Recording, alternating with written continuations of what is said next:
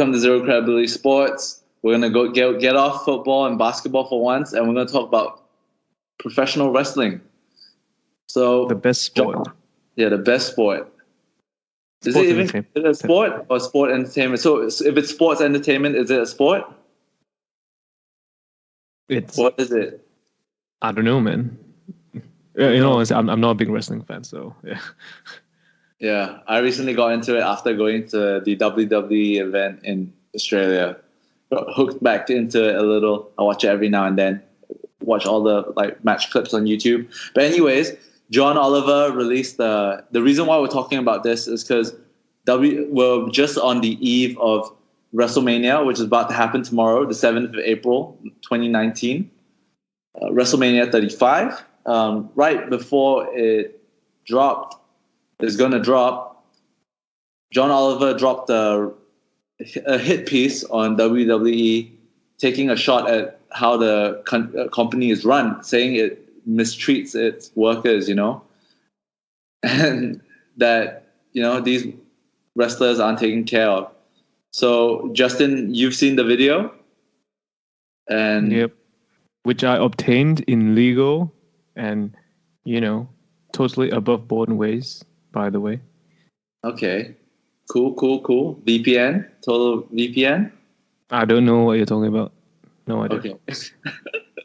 Anyways, so yeah, I think it's a real interesting topic, and it's something that has been popping up in my life recently because I started realizing there's actually a lot of wrestling podcasts hosted by these former wrestlers, and you get a little bit of information about what goes on and how these companies are run. What I used to thought was these workers, because we all know it's all scripted and everything.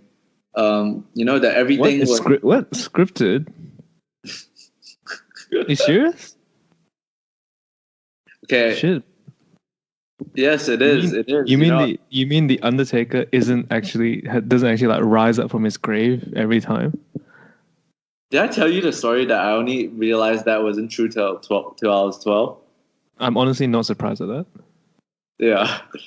To be fair, it was quite convincing, at that age. Imagine growing up when you're 10 years old, and you watch the TV and you go nah, this is all fake. And then there's a scene where a lightning hits the stage and he appears on the stage. How would you explain that at the age of 10? I mean, yeah, at the age of 10, I would be. I think I would be convinced. Yeah, it's pretty convincing, because it was reporting. No, it's coming from 200 and 300 pounds coming from Death Valley. In my head I was thinking, oh shit, this guy is really undead. And there was the week before they will bury him. They will bury him under all this what's it? Bury hell in a no. What do you call it?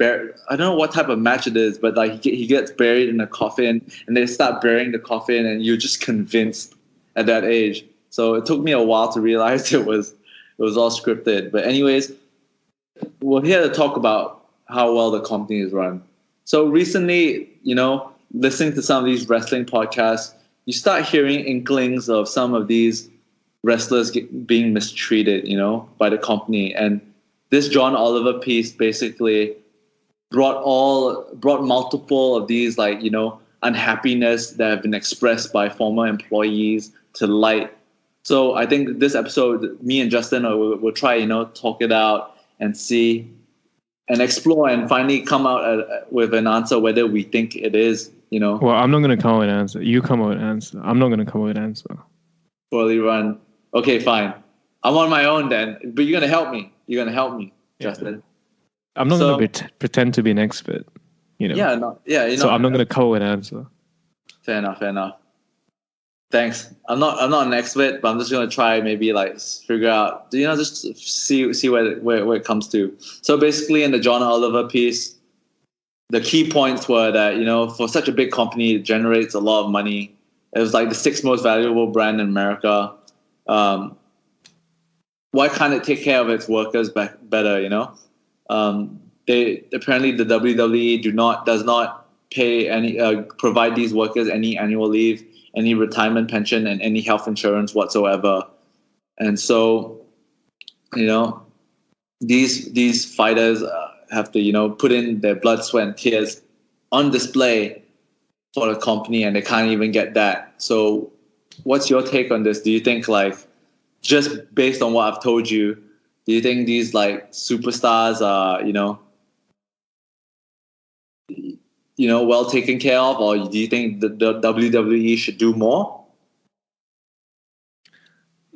I think first thing I want to say is that they're not the sixth biggest brand in America. WrestleMania is the sixth most valuable sporting event in America. So that's a big difference. Yes. But anyway, regardless, I think that there's really two parts to this whole John Oliver thing. So the crux of the John Oliver argument, really, at its core, was primarily about healthcare, right? Where he profiles a few wrestlers who died young, who have died young, and where the average age of wrestlers dying young, I think it was around 60. The age of 60 or something like that was multiple times higher than the actuarial rate of people and higher than dying, and the NFL. Yeah. Interestingly, the NFL was below the actuarial rate, actually. Yeah, that's very odd, right? That was a bit. Yeah, that was a bit surprising for me. But anyway, all the CTE scandals and news articles about football shouldn't be played because of all the CTE issues and so on.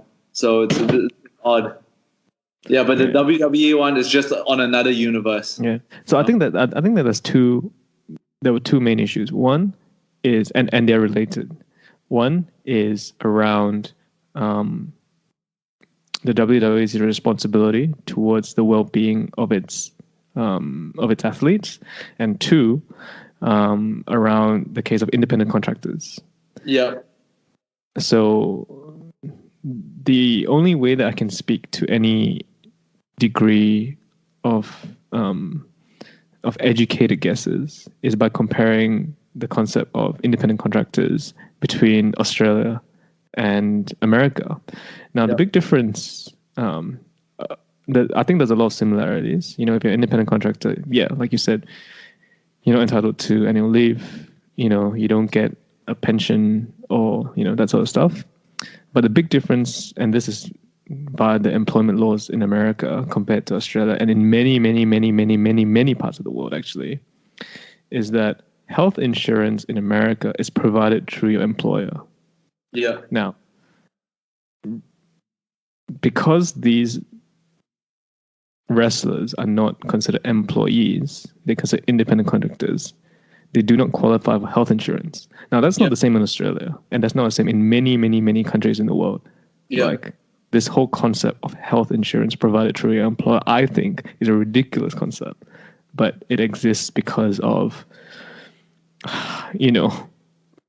healthcare in America being a massive, shit show, really. But anyway. Yeah. And so that's how the two separate arguments are related to each other. Yeah. So then the question then becomes, should the WWE in that case employ these wrestlers as employees rather than independent contractors? Yeah. John Oliver brought up the point. He was saying that according to the laws, the Department of Labor laws and the IRS, the U.S. state that you as an independent contractor, you should be able to be free to choose who do you work for, who do you work for. But then according to the contracts that John Oliver was able to attain, apparently it states in their contract that they have exclusive rights to perform for the WWE and not for any other promotions. So isn't that more of an employment contract rather than an independent contractor? That's why you don't see the Undertaker appearing anywhere else. Yeah, yeah. Focusing at any other promotion. That's what John Oliver's show tried to get at. It's like how can they be considered independent contractors when they are exclusively contracted to you. Yep. And when you put it in that way, I agree. To me it seems like it's pretty apparent, right? Yeah. And before you got this information, I've always thought they were contracted under the WWE, as in they would sign a contract, like a sport contract, that okay, we're in your roster, we're like part of the team, we're under your roster, we're not independent contractor that come in to fight whenever, So I've always thought that's how the business was run, but now I realize that that's how they've been running, and listening to a podcast. Apparently, these wrestlers, they'll just get called up and told okay, I need you here, this date and this hotel. This is how things are planned in the WWE. So but I think there's always two sides to the story, right? True. Yeah. And so you've got the John Oliver side, which is essentially a takedown, right? And there's also the other side. So you've done some research. Yeah. And you've seen people, you've seen The Big Show, you've seen The Miz come out and come out and speak in defense of the company, right? Yes. John Cena John Cena as well. Oh, I didn't know that. No, he didn't defend it recently, but these companies have. No, there's a few wrestlers who have, because the WWE has come under scrutiny quite a few times. They performed in Saudi Arabia, and you get a lot of these workers. And when Chris Benoit died, that's another one that I want to bring up. When Chris Benoit died, there were a lot of people who went straight away to protect the WWE because people were questioning, their so-called wellness program, which we'll get into later on. So this is quite a interesting topic. Yeah. So, but before we go into those topics, which are slightly different, right? Yeah. I just want to talk about what the Big Show and Miz said, and I thought it was quite interesting in what they said, which was they never specifically mentioned, I'm fine with my contracts, or I'm happy with the way the operation works. Yeah. Right. All of them said essentially, well, the two of them that I read, right, the Big Show essentially said the same thing, which was, look, I've been in this business a long time. I've made a bit of money, right? And I've made a lot of money, and I've had a lot of opportunities, and that's all thanks to WWE. Without WWE, I wouldn't be in the position I am today, right? Yeah. So they both said essentially that same thing, right? Yeah. And they're right, no doubt, they're correct, right? But we must also remember that at the time, they still want to be employed, or maybe employed is not the right word, but they still want to work with the WWE. So it's not in their best interest to say shit about them, right? Yeah. And the second thing is that, like I said, they didn't mention anything about the contract situation or whether they agreed with the way that they should be classified or not classified. Yeah. Right? Because they could, if they were employees, they could say the exact same thing. Yeah. Right? So I thought that was quite interesting, and I don't think that is, a lot of people are saying that these wrestlers are coming in defense of WWE. I don't think that's necessarily a defense. I think that's more along the lines of, look, this is my situation with WWE. I harbor no ill will, you know, whether that contract situation is right or not right. Yeah, I'll leave that for others to talk about. This is obviously he said you could go either way, right? You think about it. If someone's slandering WWE, you could even argue the fact maybe they're just bitter because they didn't get their opportunity. People like The Miz, right? The Miz has benefited from the WWE in a way where he's been put into movies made by the WWE studio. So that's why he, like you said, he could have said the things he said because he really did benefited off the company, and the company took care of him. But you could also argue that the company could have not taken care of some of the other stars who are in it. They have 215 so-called contracted superstars on their roster, and it's not like all of them appear all the time. You know what I mean? So From my research and reading countless of forums last night, it seems like there's almost like in every organization, there's some people who are just more popular than the others. Yeah, they're winners and losers. Yeah, they're winners and losers, and a lot of the losers seem to voice out their discontent. Look at the big one was CM Punk. But that's the thing, I don't think CM Punk was a loser. He wasn't a loser. No. But yeah, true. CM Punk wasn't. You go. I mean, CM Punk was when he came into WWE. When he came into WWE, he had a very big following already. A very his personal following. When he came to WWE, he had an even bigger following. He was put up in big matches. He won titles. Yeah. Right. So he wasn't a loser in that sense, right? He wasn't a nobody who was doing undercard matches or stomp matches. He was a headliner. He was the biggest wrestler that voiced his discontent, because there were a lot of other ones who were a bit smaller. I mean, they weren't as big as CM Punk that have voiced out discontent at the WWE. Yeah. So he's the biggest out of all the ones who have been complaining over the last few years. Yeah. So what I think, right, is that this whole independent contractor issue, right, is really a remnant of the way that wrestling was set up in the past.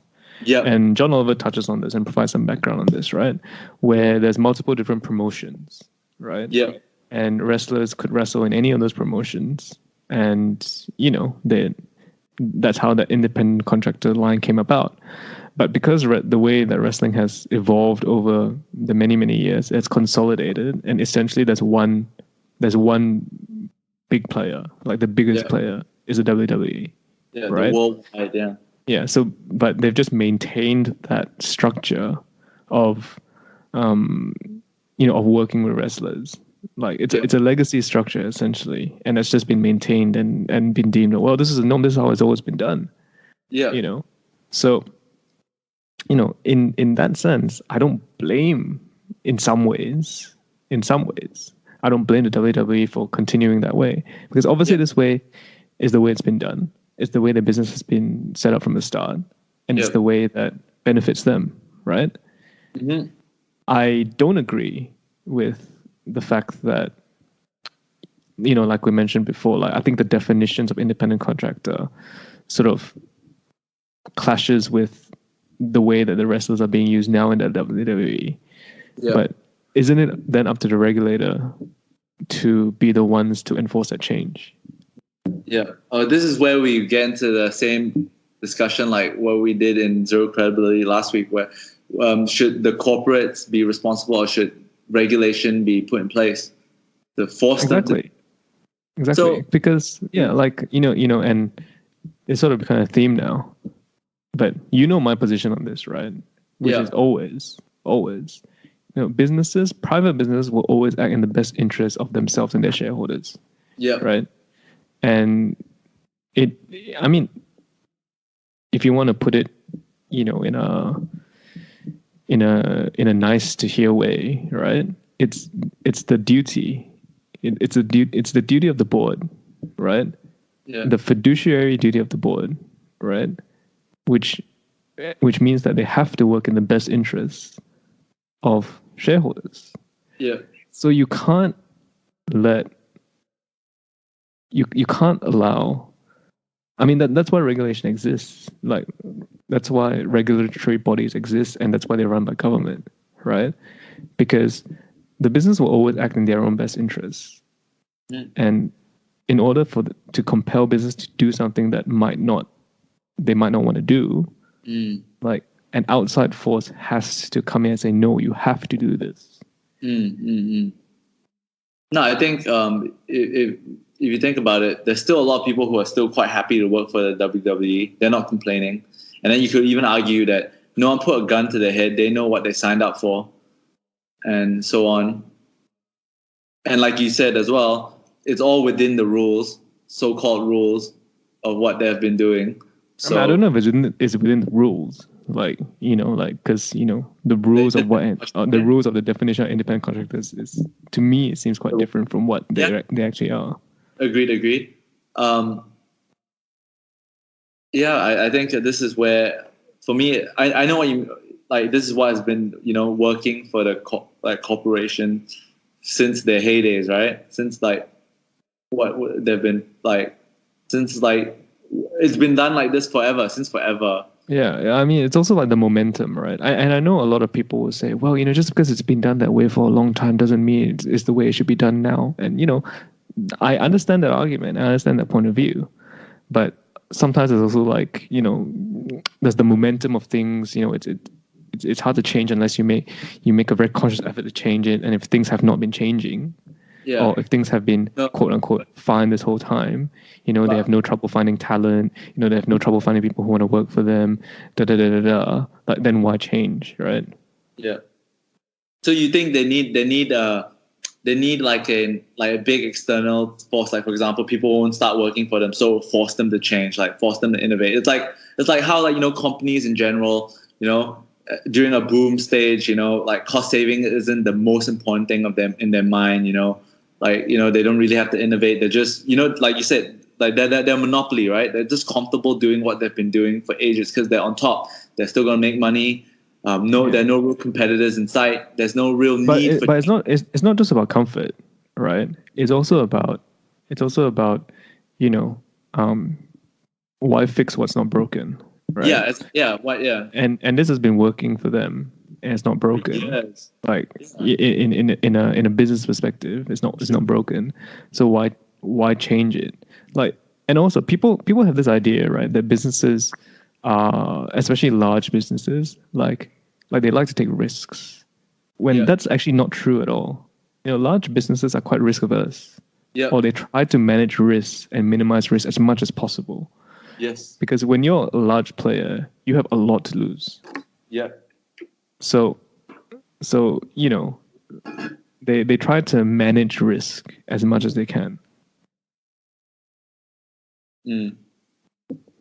So yeah, I think I agree with you in that sense. But I mean, if you are the board of the WWE, right? Surely you'd be looking at, oh well, these guys technically aren't independent contractors. That's something that you have to change, right? If you think about it, right?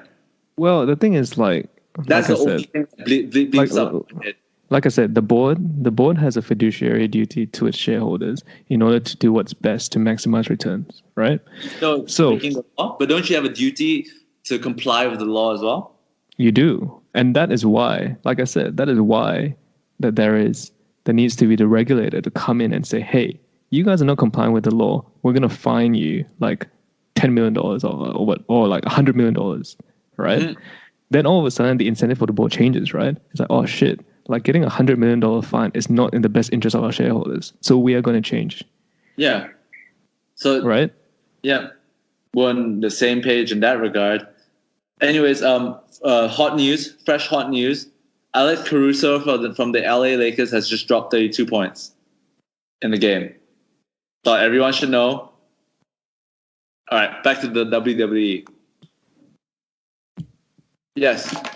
So, what's? Do you think this would the John Oliver piece would do anything? Do you think it will make it? I mean, I think it'll put public pressure on WWE to do something, or at least on the board to do something, because the WWE is a public company. It's a publicly listed company. Oh, I didn't know that. Is it? Yes, it is. So like I said, I'm very consistent in saying it. The board will do what's best for the shareholders to maximize shareholder value.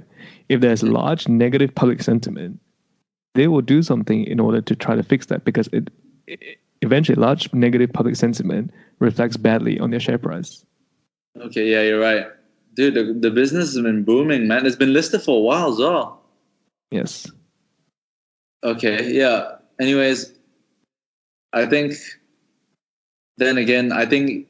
a lot of people also don't realize that the wrestling industry has always been one of those a dark, you can argue dirty business in a sense, where a lot of these. I mean, it's a shady industry, right? I mean, it came out from the whole carny industry. Yeah, I don't even know what carny industry is. What is that? Carnival.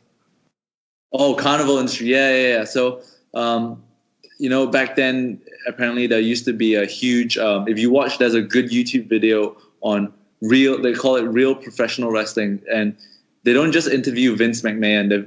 They interview wrestlers from other promotions, smaller promotions, and just to explore the world of professional wrestling and how tough it is, and how shady and dirty it is, and how much drugs that are involved in it. And a good movie that like really encapsulates and captures the professional wrestling world was the movie The Wrestler, where Mickey Rourke was in it. It shows you the amount of pain and the very little money you get if you don't make it big in professional wrestling, and so on. And so basically, they interviewed Vince McMahon about the wrestling industry in the past, and he was saying that, oh yeah, there are a lot of drugs in it, which he used to be a part of. And he said once he came to the WWE, he kind of cleaned it up. He got rid of a lot of the cocaine within the industry. But obviously there was still the steroid use within the industry, which is I'm sure all that shit is still happening now, man. Like all the roids. Those guys are all like just roided up, man. Yeah, that's the topic I want to talk about. Like, then he said, when the guy asked him, this was in the 90s, right? I think the interview was in the 90s, like late 90s, and they were asking him like, what's your stance, or what's the WWE position on steroids? And then he said, we're just the same like any other sports organization. He didn't say yes or no. So I think what he was implying was that they practice steroids as much as like probably American football or something. I don't know if that's steroids free or anything, but like that's what he said in the late 90s. I mean, I think there's a difference, right, in terms of like, and actually I'm not too sure about this, but in terms of drug testing, within someone like the NFL or the NBA or the EPO or whatever, right? Yeah. I mean, what are the rules, and what are the and who are the regulators of the drug testing? Yeah. Right. So like, for example, like in the EPL, there's like a list of illegal drugs. I think the drugs themselves the drug tests are administered by the EPL. Yeah. But I think they follow WHO or sorry, what's it called? WASADA. I think they follow WASADA guidelines. I could be wrong, but something like that. Yeah, I know what you mean. Like basically, one of the international sports drug body, like anti-doping bodies, right? Anti-doping body, which like covers many of the international sports. So like in tennis, I know for sure tennis they do that. So it's like, does the WTA follow these international guidelines by these international anti-doping agencies? I don't think so, because I don't think it's like a competitive world sport. Like they have this wellness program, which was, from what I understand, is basically they'll have people who manage their steroid use, so they don't just like jab it in every freaking day, So so that's what they like practice in the WWE. So they like, I think what the reason why they call it wellness program is to basically paint the picture that it's advised or advised steroid use, professionally advised or professionally guided steroid use. And I think in some ways, steroid use within this industry of the WWE is not, how to say, it's not that bad, because it doesn't compromise the integrity of the sport. Yes, agreed. But, in terms of the health implications, I don't know what they might be. I think one of the big, the big drawbacks of steroids, which is explained to me by my old powerlifting coach, national powerlifting coach, was it's just like it shrinks your balls. No, I mean that's angry. That's not the no, there's that. But the big one was that it increases your vein size, right? So like increases your vein size, but as you grow older, your heart. This is a very simplistic way. Obviously, there's multiple factors, but he said this is the big deal. That's why a lot of people die of heart attacks when they use excessive steroids. It's your heart, your as your veins get bigger, your heart, when your heart is weak, you can't pump enough blood around your body, and then that's how people get heart attack. I mean, this is like a real simplistic way, but that's one. Steroids are big, like they're basically a causal factor in getting heart attacks, and which has happened to a lot of wrestlers who have died performing for the WWE and other wrestling professions and so on, or basically for people who have excessively used steroids through long periods. Then there's that, and there's also the famous Chris Benoit case, which has been turned into a very distasteful meme around the internet. I don't know if it has crossed your path. I've seen a lot of distasteful Chris Benoit memes. Oh, I haven't seen it. That I'll send you in the chat later. We have to keep this between us, Don't incriminate us in any way. But yeah, so basically Chris Benoit's case was he suffered from CTE, severe CTE from one of his wrestling moves, which the WWE banned, I'm pretty sure, which was the headbutt, the flying headbutt, where he would jump head first and he would do it like every week in, week out, and commit forceful trauma on his head, which was like not advised, kind of thing. So yeah, I think at the end of the day, what we have to bring up, what's also important is to bring up that these guys sign up, they know what they're signing up for. They're signing up for, you're going to have to use steroids this is, at the end of the day, from my research, what I gathered, to be a champion, like, obviously it's scripted if you win a match or you don't win a match, but you also have to be likable and, be big. You have to, play the part, and to play the part, to get there, you're competing with a lot of other wrestlers who are, doing all that they can to be huge and be the character that the fans like and they want to see champions, which would then feed into the writers writing them as champions.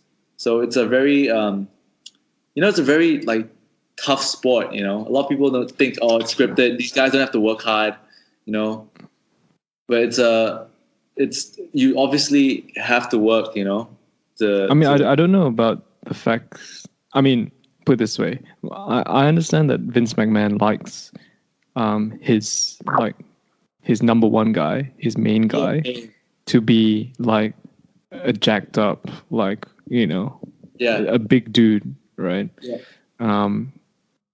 I think but because professional wrestling is scripted, I think if you take away that consideration, let's say Vince McMahon's like, you know what, the champion can be anyone. It could be a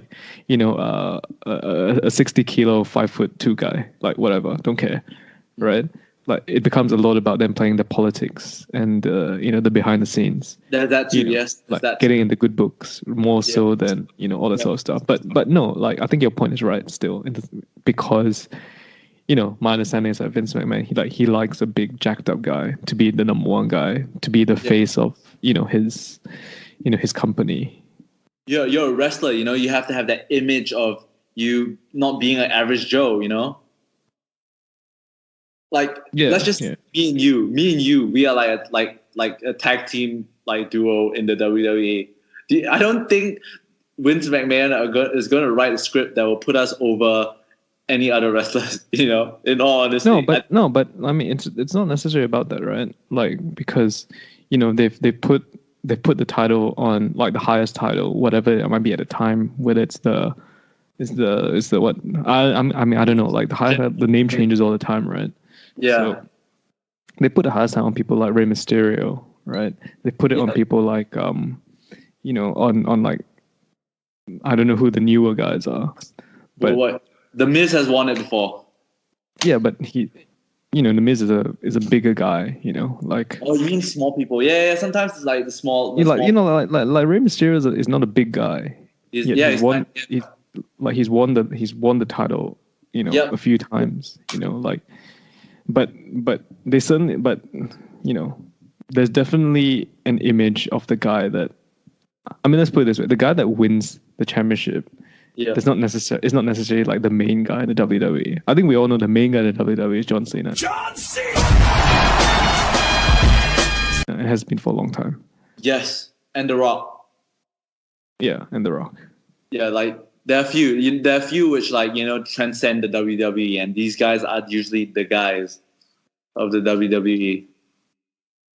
And I think what's a good testament to show that the WWE is a well-run company is that these guys always go back if you think about it. John Cena doesn't really need to go back if you think about it, but he still goes back. The Rock doesn't even have to go back, but he still goes back. Batista. Yeah, The Rock is a mainstream superstar in his own right. Yeah. Yeah, Batista. He's been he has lead movies where he's lead actors. He fucking did a Yip Man movie. Just terrible. I didn't watch it. I'm not gonna watch it. But anyways, yeah, he's acting around the world. He doesn't really have to do this, but he's wrestling tomorrow. I mean, but he's not a big star. I mean, to be fair, Batista's not as big a star as The Rock. But still, I accept your point. I accept your point. Yeah, they don't really go back, but they still go back. So it does show that maybe they I think it's a tough one. I think for me, the way I look at it after weighing in all the points, it feels like, yeah, the company has, I think it's doing its best to basically make a return. Obviously, there's some questionable practices that they carry out, such as the independent contractor topic, which we were talking about. And I think we both agreed on that according to the law, these superstars that are so-called independent contractors, technically there shouldn't be. There should be employees. But on a personal level, I think if your company makes so much money, you should kind of take care of your staff. Obviously, I didn't do the numbers, but I don't know if the numbers make sense. But this is just more on a moral type of way. These guys are it's on the moral ethics, right? I think one concerning thing that I do have is that where Vince McMahon is very, very, very, how to say, at least publicly, he's very he's cold. He's cold. The death and the well-being of these athletes is not my responsibility. Yes. He's very adamant about that. He's a very tough guy. That was was it the Big Show? The Big Show was saying, this guy is the toughest guy I know, and I know a lot of tough people. I have people here breaking arms and legs and stuff, but there's no one tougher than him.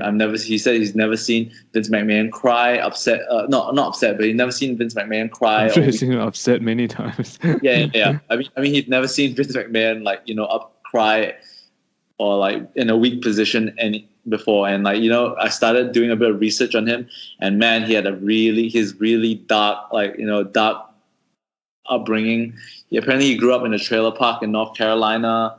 He didn't know who his real dad was till very late. His stepdad used to beat him and his mom up and stuff. He even went on record to say, I wish I could have killed it's quite sad that my stepfather died before I had the chance to kill him. I would have enjoyed that. That was that painted the picture of Vince McMahon in the business industry as being a tough man, a very tough, brutal man. I'm not surprised, I guess. The wrestling industry, like you said, it's a real dark industry.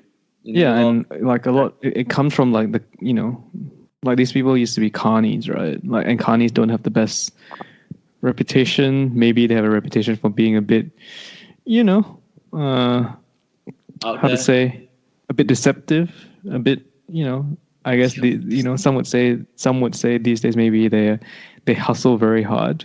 Maybe is that a PC way of saying it? I think, but you do have to kind of put some respect on Vince McMahon's name in the sense that he managed. I respect anyone that manages to build a very successful company from nothing. Agreed. Because it's very difficult, and I think people a lot of people don't realize how difficult it is. Yeah, no, I think what you said there has really like been happening for me in terms of learning that, like, before I even got into business, I used to go like, why can't people just be nice? And I recently just finished reading the Steve Jobs book. I remember reading it, the first half of the book, and go like, this guy's a piece of shit. But then when you start realizing why, like, the way he is was the reason why he ended up where he was at. Put it in perspective that like, business is not easy, man. And in business is a funny thing. It's not really, I mean, obviously morals comes into play, but it comes into play in a different magnitude. It's like, it's a different world in the world of business, I think. I mean, yeah, like, there's no denying that at times you have to operate you can't operate in the black and white, right? There's times you have to operate in the gray. Exactly. So yeah, like, there's no denying that. And to be able to roll with a lot of punches and be resilient, and to, it's yeah, I mean, I think it's not for everyone. I think even for me, I would say it's maybe not for me, but it's very, it's like, that's why people that make it, I respect them a lot. True.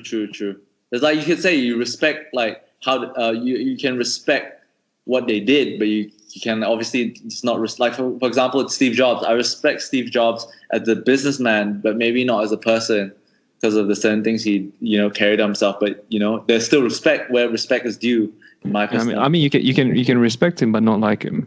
Yeah, I mean? Exactly. So yeah, there's that. So yeah. So yeah, I mean, but like I say, I don't know the board structure of the WWE. I don't know, like, Vince McMahon's power on the board. But yeah, like I said, once this John Oliver piece is out, if there's a major negative public backlash or major negative public sentiment, the board will do what the board does, which is to protect shareholder value. Yeah. It's a very interesting time in wrestling right now as well, because I think the WWE has come under not come under scrutiny. I mean, it's been losing its popularity because they've been struggling to reinvent itself or evolve. I mean, the only type of progress which I think I've noticed over the last over the last 2 years is that women wrestling has been a bit more. They've been trying to put more effort in promoting women wrestling. There's now women Royal Rumbles, women like elimination chamber matches. When back then they had like other type of like more like racy type of matches. They had the bra and panties matches, which I don't think they do anymore. I mean, the Attitude Era. The Attitude Era was the golden era for WWE, right? At least in modern times. Yeah. Or at least in the more recent times. And I think, like, a lot of that is driven by the daughter. I think the daughter Stephanie plays a big role in WWE. Yep. And yeah, like, business practices change as well over time as, new leaders come about, and they're a bit more modern in their thinking and all that sort of stuff as well. So, and so it doesn't hurt when they got a superstar in Ronda Rousey joining their female roster as well, which brings like, it provides legitimacy. Yeah, it's really good. And they're also getting, like, I don't know how long this will last. I remember when they had TNT, or is it TNA Wrestling? TNA, yeah. They basically had that was their closest competitor in the States. And it struggled to break worldwide, even though it was broadcasted on Astro. But now there's a All Elite Wrestling, which is signing up a lot of the former stars, which either were in the back end of the roster, or people who have been kicked out of the WWE. So they're going to this new type of promotion who is trying to challenge the WWE, which I think would make it more exciting for the fans, for professional wrestling fans, because competition it always benefits the consumer most of the time. I mean, there's new upstarts all the time, and there's new promotions all the time. I mean, even like the indie promotions these days, like Ring of Honor and stuff like that. Like, wrestling fans, like the hardcore wrestling fans, they know all the promotions that are there. So whether this promotion will be one that makes it over the top, who knows? like into the public mainstream. It's an exciting one because the biggest star they have, I'm pretty sure it's Chris Jericho. You know Chris Jericho, right? Yeah. So he took a photo with Batista, and apparently WWE called Batista straight away, saying, "Hey, are you gonna wrestle for them?" And he said, "No. Apparently, I'll wrestle for you guys if you let me wrestle in WrestleMania." Apparently, that was a story from Chris Jericho. So, like, I think the WWE are they have their one eye open on all elite wrestling. So it's interesting for those who want to get into wrestling. That might be interesting to look out for. And yeah, so I think we're done with the WWE topic. Shall we move on to the UFC? Yeah, sure. Right after last week when we said Conor McGregor was going to retire, I mean, you said, I didn't say it. Yeah, I mean, right after the news broke out that he was going to retire, and we both had our say. I said, "What did I say? Tell me what I said. Tell me what I said." He was scheming for a rematch, which I said was a possibility as well, but I didn't expect it to happen so fucking fast. I told you, like, it's just he's not going to retire, man. No, he's but just saying that shit just to say that. He was going to retire for a while. You know, this was like the next day. This was like the next day. Oh, I'm fighting you, bitch. Like, you know. Yeah. I mean, come on, no surprise, right? So basically what happened was, fresh after he retired, Khabib posted something on Twitter. And no, he did not make fun of Conor in any way. He was just posting, a photo of him, holding a title saying, "Great feeling after 5 championship rounds. See you, my fans, very soon, and thank you all guys for all your support these years," on Instagram. Then Conor McGregor went on his Twitter, "You got your money took and your brother's eye socket shook, and when you fought me, you little rat. Viva Las Vegas, baby. The gaff always wins. Big stomper party in the win coming soon." Hours later, Khabib responded. Okay, I don't think there's a need to read every tweet word for word. I know. Responded. Then Conor responded, calling him a rat again, and then posting photos of him. And then what I thought was what crossed the line was when he posted a photo of Khabib sitting next to his wife in a hijab. It's not a hijab. What is it? I don't know what it is, but it's not a wedding gown. Yeah, I was about to say towel, but like it's because I'm reading the tweet. I was like, oh, do not say that. But basically, the wife was wearing a wedding gown which was like covering her whole face and everything. And Conor said, "Your wife is a towel, mate." I mean, in all honesty, like, it does look like I know that was the whole, like, thing that, became a whole thing. But at the risk of attracting controversy here, I thought that was a pretty funny call. Yeah, that was a pretty funny call. That was pretty funny. Like, you have to admit, that was pretty funny. And then he kept going. He kept saying, like, making fun of his like his co-fighters or his friends, saying that, all 2 of these 3 are, busted for steroid abuse. I mean, it's just a rehash of essentially the whole build-up to their last fight. Yeah. Like, there's nothing really new here. It's a rehash. It's just a rehash of the same shit. They posted the last time. I don't know what they posted the last time.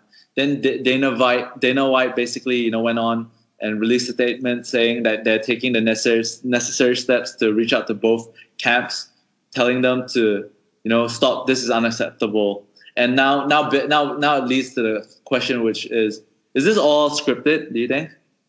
I don't think it's scripted. I don't think it's scripted. I mean, I think we spoke about this last time. We spoke about this in the last Conor and Khabib fight, right? We spoke about this last time. That's an agreement between both parties to try. I think there is an understanding of what is happening and what they're trying to do. Yeah. It's like a little unwritten, like, yeah, that's an agreement. Yeah. Wink, wink, nudge, nudge sort of thing.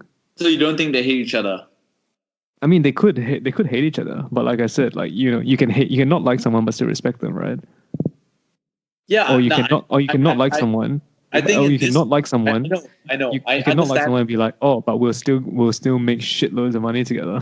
I understand that, but I think in this case, Khabib wants to beat the shit out of Conor McGregor, man. Like, I think that's like too far. You know how it's like, you know what? Like, I don't know whether when you were like with your friends you ever played, and then you accidentally went too rough, and then that's just when like we're not playing anymore, dude. We're fighting.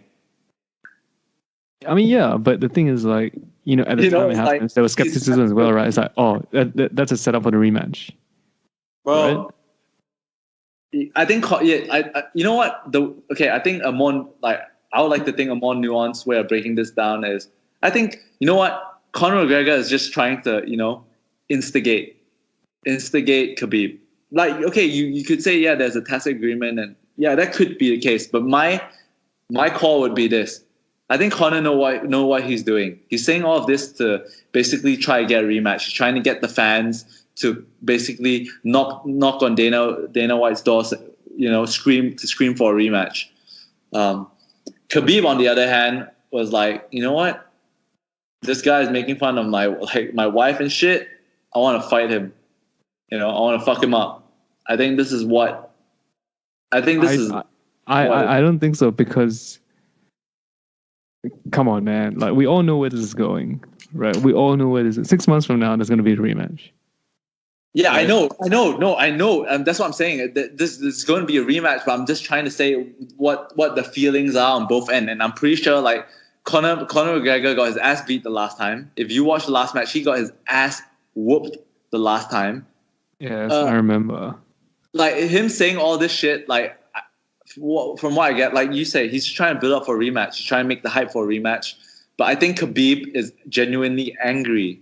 Because Khabib but I think it doesn't matter. But who cares? Yeah, like, why does it matter? It doesn't matter. Why does it matter? I was just trying to present the point. We all know that there's going to be a rematch, but I think it's important to note that Conor McGregor is a fucking cunt. I mean, that we respect. Like, maybe yes, yes, maybe no, right? Like, but the thing is that it doesn't matter, because at the end of the day, they're gonna fight each other. They're both gonna make shitloads of money. True, but you know, it does matter in the sense where, like, you know what, like, you know what Conor McGregor said about, like, his wife. You know, that's like a type of joke that, like, you don't say it, but you hope someone in your group says it. You know, so you could. Yeah. Like, someone says it and then you laugh and then you're like, man, I was hoping someone would say it, because like, I was thinking it, but I didn't want to say it. It was freaking funny. Exactly. Yeah. True. So I just think it's funny. I think it's important to note that Conor McGregor is a master marketer. That's why he transcends the UFC. He's a master. Yeah, he's a master of marketing. Because like you said, right? If Khabib hates him so much, right, and says, "I just want to beat you up," right? I'm sure, like, he could find Conor on the street somewhere in Glasgow or whatever and just get into a fight with him. But he won't. What will happen is that, yo, you got your manager, I've got my manager. All right, they're gonna talk. Yeah. Right? I want to beat you up so bad, but my manager's gonna talk to you first. All right, my manager's gonna talk to you, and we're gonna set out a time, and we're gonna set out a date, and we're gonna train properly, and then I'm gonna come beat you. Like, come on, man. Like, you know what I mean? Like, yeah, I know what you mean. Like if you really hate him, you just pull out. No money needed. Exactly. I mean, like, to be fair, like, if I was in Khabib's shoes, I would just pull up and beat the shit out of him. Like, yeah, but that's not gonna happen. So it's like, I know. Because, like, yeah, you know, again, it comes back down to, maybe he doesn't like him, like, for real. I don't know. I have no idea. Maybe that's true. But, you know, at the end of the day, they're still gonna work together to make shitloads of money. True. But anyways, that was... I don't know, like, the contract situation and all that, but, like, I don't know if this is possible, but they could do this outside of the UFC. Yeah, I know. If they independently organized outside the UFC, it would still draw a shitload of people. They could obviously just fight for free, and, you know, they probably can't make. They're probably under contract where they can't fight on a different promotion if they're under contract. But they couldn't do it independently or something. Yeah, I think if they could, you definitely would, because you make more money. Yeah, true. Rematch coming soon, man. Who's your money on this time? I mean, the way that Khabib beat Conor the first time, it's hard to see Conor winning, right? True. Do you think if he beat him up the second time, you think it's done for Conor's career? I think it doesn't matter because You think Conor would still be popping if he loses again? Yeah, I think so. I don't think so. I think that would be the end, not the end of him, but like it would be like, yeah, Conor is a very interesting guy, but yeah, that's it. I mean, because he has what a lot of people don't have, right? Like he has charisma, like he can draw a crowd. So, Yeah, I think it's great. It's great. Yeah, I think. Shall we end it? But before we end it, like, do you manage to watch the 76ers against the Giannis Bucks? I didn't watch the whole game, but I mean, I know what you're going to talk about. What am I going to talk about? You're going to talk about Embiid and Giannis. Embiid and Giannis, baby. Yo, Ben. I also want to bring up that Ben Simmons didn't turn up that game. No, he did not turn up. Like, like Embiid, right? Like, do you like Embiid? No. Now after watching the match, like, I think Embiid is starting to annoy me a little bit. I think he's starting to feel himself a bit too much this year. I mean, he's always because I like Embiid because I thought it was funny, right? Yeah. But then like he's kind of a bit of a dick, right? But the thing is, I still kind of like it. I still kind of find it a bit funny. Let's tell you what, like, I usually don't really like, or maybe I just don't like I like, not arrogant, what do you call it, arrogant? Like, these, like, super confident players. Like, LeBron's confident. Every time he dunks, he stares down, right, at the person, right? I mean, or maybe someone like Zlatan is, like, a good... Yeah, some people just do it well, that it's tasteful, right? Like, I don't like, okay, me personally, I don't like Draymond. I didn't like Joel. I loved Joel Embiid last year because he was joking, and when he got beat, he would say, "Oh, we got our ass whooped," like he would say shit like that. And like, yeah, this guy's funny, but when he's good, he says he's good, which I don't, which I don't mind. But I think he's doing it a bit too much this year. Like, I don't really like Embiid. Like, for example, yeah, I understand that. But also, I think like his like Eric Bledsoe one, he threw the ball at Eric Bledsoe, and Eric Bledsoe just threw it back. I mean, come on, man, he didn't even throw it that hard at Eric Bledsoe, man. Like, I don't know, but okay, I was on Giannis' side in that game. I'm like, after watching the game, Giannis MVP hands down. You could bring up James Harden, yeah, he had a great season, but fuck it, Giannis is winning MVP. Okay. You think it's James Harden? I think it's James Harden, but yeah. But if James won, I wouldn't be upset. Bro, let's put a $5 bet. Yeah, I can also bet that I bet that Doncic will be Rookie of the Year as well. But I picked Doncic as well. I've been picking we both picked Doncic at the start of the year, and if anything, you picked Giannis at the start of the season. No, I didn't. You want to bet? I can't remember, to be honest. You bet Giannis at the start of the season. I bet Steph Curry. And then the person who shall not be named picked Kawhi. I remember picking Kawhi as well. Bruh. Now that you mention it. But again, this is as I said before anything happened. Right? Yeah, true. I don't really think you can hold people to that because it's all like there's nothing happened, like nothing has happened, and the NBA season is long. I think James Harden really strengthened his position after, during that stretch in the early mid-season where Chris Paul goes down, PJ Tucker goes down. Sorry, not PJ Tucker. What's his name? Eric Gordon goes down. He's the only guy, and he steps up, right? True. And he carries this team. Yeah, right. We'll see. But I think maybe it's because of recency bias. Yeah, maybe, but I think Giannis. I think if you want to look at over the course of an entire season, I can understand the argument for Giannis, right? Yeah. In terms of like, the Bucks are the best. He's the best player with the best on the team with the best record in the NBA. All right, that's one. Number two, he's probably better on defense, right? Than James Harden, right? Yeah. Definitely. But then I think there's so I can understand those arguments and I agree with those arguments actually. But I think that there is a, put it this way, I think if you take Giannis out of the Bucks, and you take Harden out of the Rockets, right? The biggest performance drop would be the Rockets. Yeah, like Yeah, but I mean, like you said that, like then, but that's not the way. That's not the way they give the awards. If that's the way they give their awards, wouldn't LeBron James have more regular season MVP? Yeah, but you see, but that's the thing, right? Like, there's no real criteria about how you're gonna give someone the MVP, right? Yeah. It's just based on people. Oh, I feel he's the MVP, and that's pretty much it, really. True. Right? So there's no. So if you want to argue, like, in terms of like, well, he's better because of X, Y, Z. Well, I can give you, well, the other person is better because of A, B, C. So, it's one of those things where, put it this way, the winner every year, the winner of the MVP is Stephen A. Smith. That's the winner, because that's how he makes his money, right? By arguing with other people about who would be the MVP. Yeah, true. Do you see the quote that I posted on the Zero Credibility podcast page?